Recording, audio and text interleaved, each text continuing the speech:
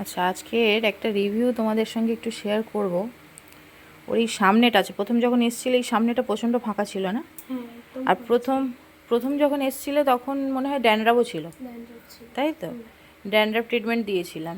Dandruff treatment কটা নিয়েছিলে? একটাই দিয়েছিলাম। একটা ড্যান্ড্রাফ ট্রিটমেন্ট হয়েছে, তাতে ড্যান্ড্রাফটা কন্ট্রোল হয়ে গেছে, হেয়ার ফলটাও কন্ট্রোল হয়ে গেছিলো। আর আগের বারে পুজোর আগে ঠিক আমরা সেপ্টেম্বরে দিয়েছি রিগ্রোথ। রিগ্রোথ ট্রিটমেন্ট দেওয়া হয়েছে এবং ওকে বাড়িতেও কিছু জিনিস দেওয়া রয়েছে যেগুলো বাড়িতেও ইউজ করছে।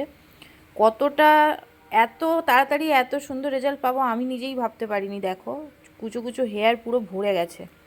এই জায়গাগুলো কিন্তু অনেকটাই ফাঁকা ফাঁকা ছিল, পুরো স্ক্যাল্প ভিজিবল ছিল, তাই না? এখন কিন্তু স্ক্যাল্প অতটা হচ্ছে ভিজিবল, বাট এইগুলো তো এখন ছোট ছোট, এগুলো যখন বড় হয়ে যাবে, এগুলোকে যদি ঠিকঠাক করে মেনটেন করা যায়, এগুলো বড় হয়ে গেলে কিন্তু স্ক্যাল্প পুরো ঢেকে যাবে। এখানেও দেখাই, একদম ছোট ছোট হেয়ারে পুরো ভরে গেছে সামনেটা। মানে বাড়িতে যেগুলো দেওয়া হয়েছে সেগুলো একদম প্রপার মেনটেন করছো না?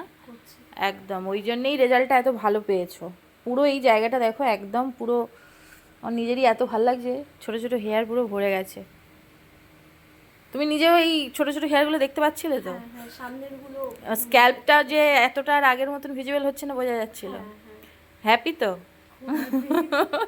হেয়ার নিয়ে, হেয়ার যদি ঠিকঠাক থাকে এমনি হ্যাপি। খুব টেনশনে ছিলাম যে একদম স্ক্যাল্পটা দেখা যাচ্ছে, নিজেরই খুব মানে খারাপ লাগতো আর কি। তো এখন যে যখন দেখছি যে ছোট ছোট হেয়ার আসছে, নিজেরই তো ভালো লাগছে। একদম একদম, এগুলোই এবারে একটু বেড়ে গেলে ওই স্ক্যাল্পটা মোটামুটি ভিজিবল ব্যাপারটা অনেকটা কমে যাবে এই জায়গাটায়। এখনও তোমরা দেখলে বুঝতে পারবে যে বেবি হেয়ারগুলোকে যদি বাদ দেওয়া যায় তাহলে কিন্তু স্ক্যাল্প ভিজিবল হচ্ছে। বেবি হেয়ারগুলো আছে বলে এখন আর অতটা ভিজিবল হচ্ছে না। তো দেখা যাক কতদিনে একদম পুরো স্ক্যাল্প ভরে যায়। ঠিক আছে, থ্যাংক ইউ।